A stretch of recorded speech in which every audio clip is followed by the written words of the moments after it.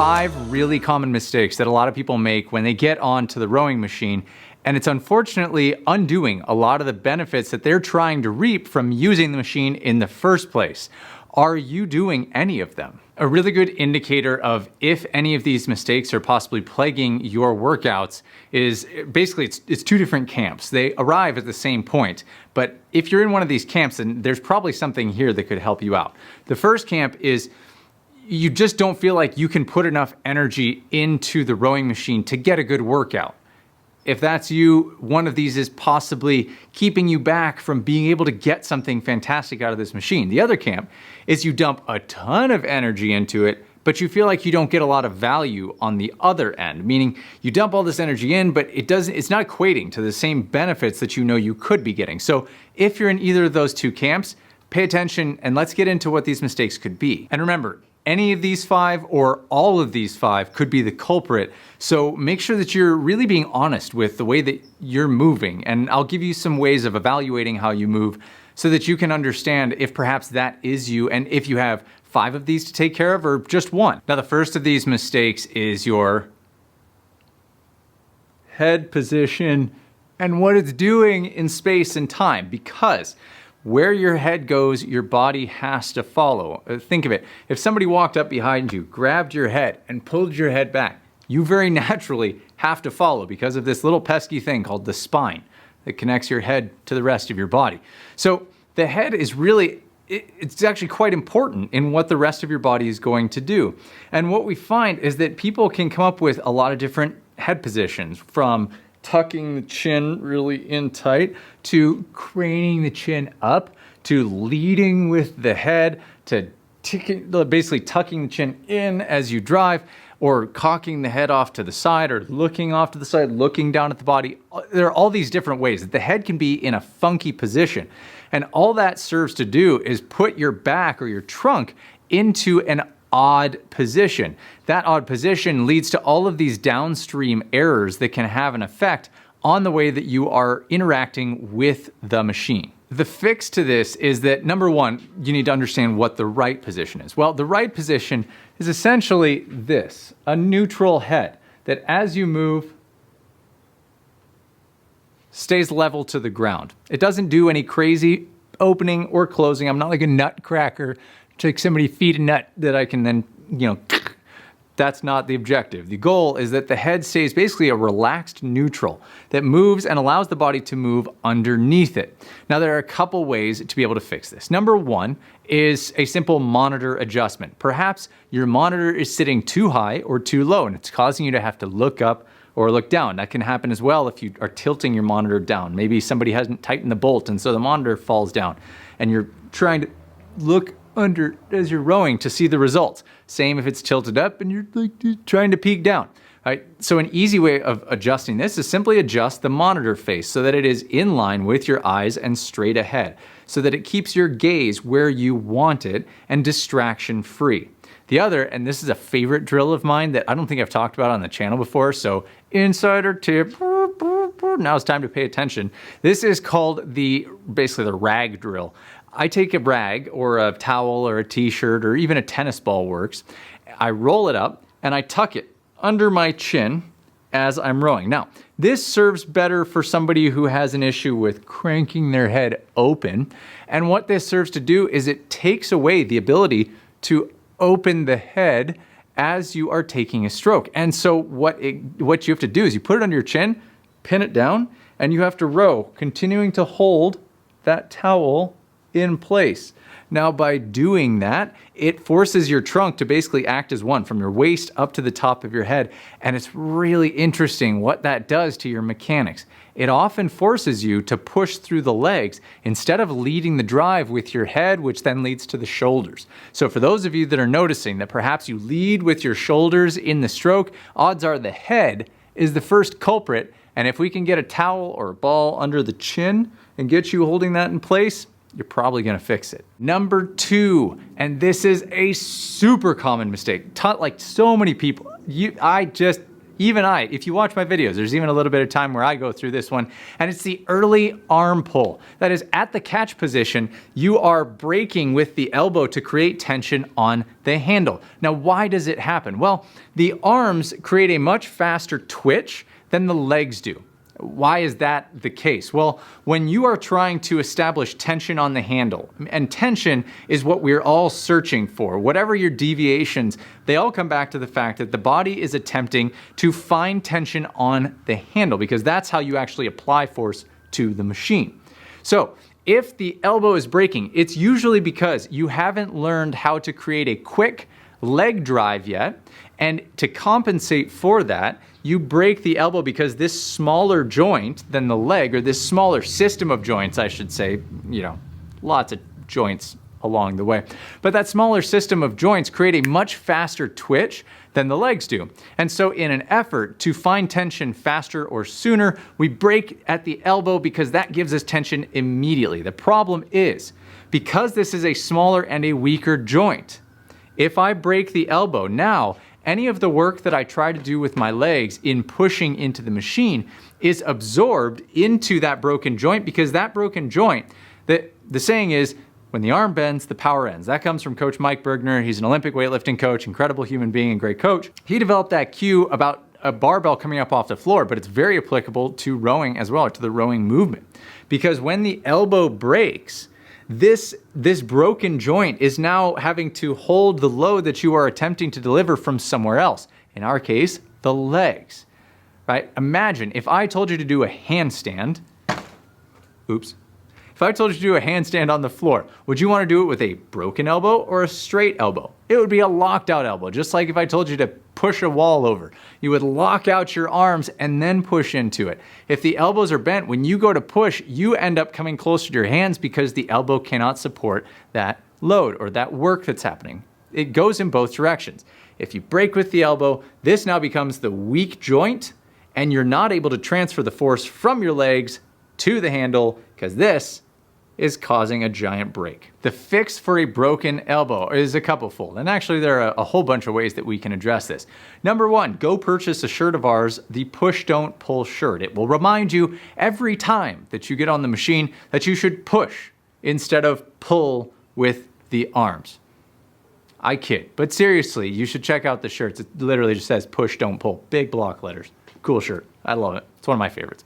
But I digress. The other great way is using a drill that's called the pick drill, or in this case, it's the reverse pick drill, and we use our legs and our hips only for the stroke. And what this does is it forces you to hang off of your arms because you don't get to use the arms in the drill. You have to use only the legs and the hips to connect with tension on the handle and drive force to the machine. The third mistake that is just as common as the early arm break is body position. And that is your angle, your body angle, like the way that your trunk is sitting at the catch position. Now, the perfect catch position puts your body at 11 o'clock. That is a forward angle of 11 o'clock, or one, depends on which side of the clock you're looking at, but it's 11 or 1 o'clock. That forward body angle is critical. Good posture, leaning forward at 11 or 1 o'clock. The issue where most people end up is their body is at 12 o'clock, shoulders stacked on top of the hips. And let me say this really quick. If your body is ever stacked, shoulders on top of the hips, something has gone wrong and we need to fix it. The only time that should happen is in the drive as you're swinging over, or on the recovery as you're swinging over the other way. Okay? The reason that this is a problem is because if your body is horizontal, it is not allowing you to load properly into your posterior chain, your backside, to get the full engagement of the body. And what happens there is that you are effectively falling away from the stroke instead of being braced and being able to drive through the stroke. Now, why that happens is because if you're already open, when you go to engage with the machine, you have nowhere to go. So what happens is that the hips, the opening of the hips, creates this really dynamic portion of your force on the drive. Those of you that watched our recent force curve video, you'll understand that why that hip swing is really important. I'll maybe link to that right here. So that hip swing is really critical in the drive phase. Well, guess what? You can't open your hips if you never close them. If the hips don't close to 11 o'clock, if they're stuck at at 12, well, there's nowhere for them to open to create a dynamic swing. And that's like 30% of your force production in the stroke is that hip swing. But more importantly than the 30% is it's the relay between your leg drive and the finish with the arms. So if that hip is missing, guess what? You're gonna be missing a huge fundamental core force center for the stroke. The way in which you're gonna fix this is twofold. The first is with a good solid 2-minute catch hold. I've talked about this drill before in past videos. I love it. It's a regular. You put yourself in the right catch position and you hold it. 2 minutes. It's a grinder, but it's so good for you. And you're welcome, those of you that have done it before, because I know you found the value in it. If you have, drop a comment below because it's a doozy, but it's really good for your positioning. Number 2 is simply sitting with legs extended, arms straight, and just rocking the hips back and forth. All this is teaching you to do is how to hinge at the hip without giving up posture, like the spine flexing, which we don't need, okay? And teaching you where is 11 and 1 o'clock. That's the best way to approach this so that you can really see and make sure that you are getting to that forward body angle instead of just stopping at 12. Mistake number 4 is leaning way too far back. It's just, there's nothing good back there. Nothing good back there. Now, why is this a problem? Well, think of it this way, and this was actually quite simple. I will try not to expound too much.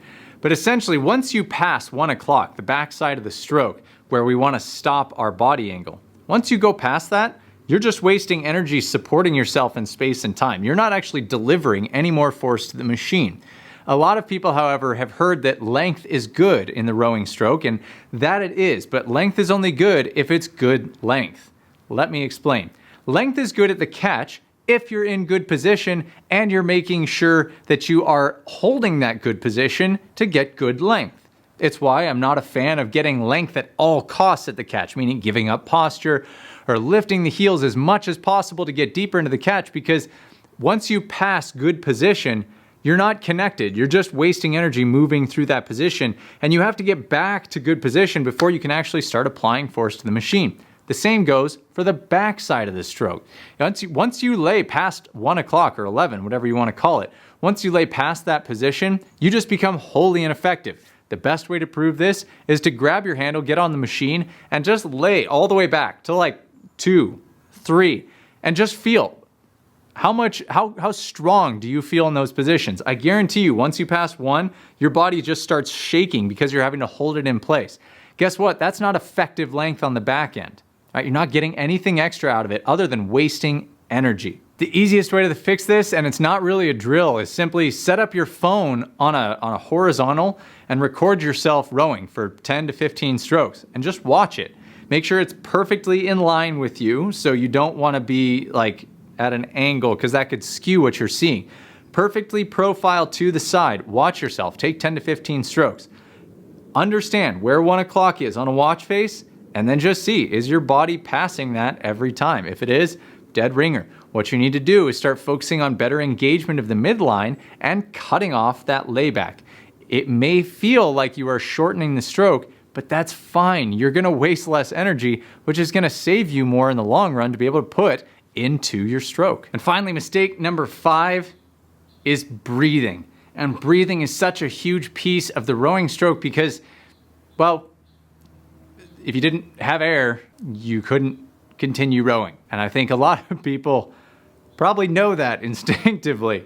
But you might not actually be thinking about the way in which you're breathing as you row, and it's causing a detriment to your performance because, and this is the big one that a lot of people do, they hold their breath. They haven't found a way to settle into a rhythmic breathing that's going to benefit you as you try to improve. And so if you've been holding your breath, what you're finding is that it's really hard to go for any kind of distance on the rowing machine. And maybe you've watched some of our follow-along videos and you just can't hang for 20 minutes or 10 minutes.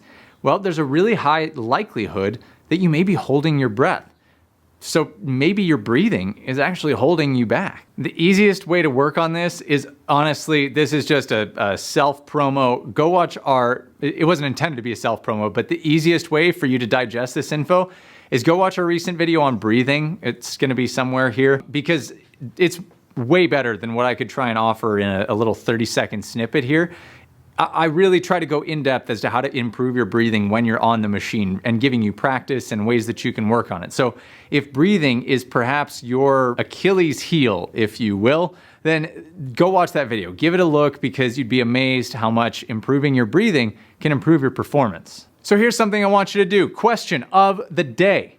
Which of these were you doing unknowingly, and what are you going to do to work on fixing them? Drop that answer in the comments below. Help others understand that there are lots of people going through this and that you are working to fix it just like they are. And that's the whole point of this Dark Horse community.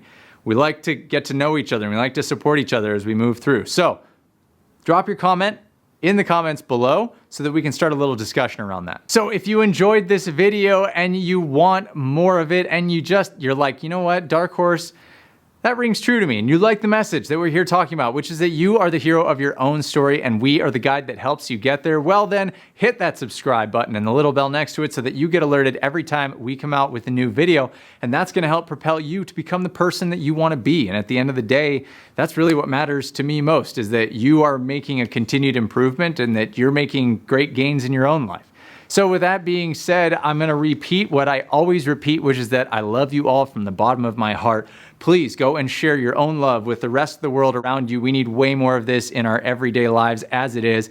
I want more love. I want you to have more love, and I love you all. So thank you all so much for tuning in.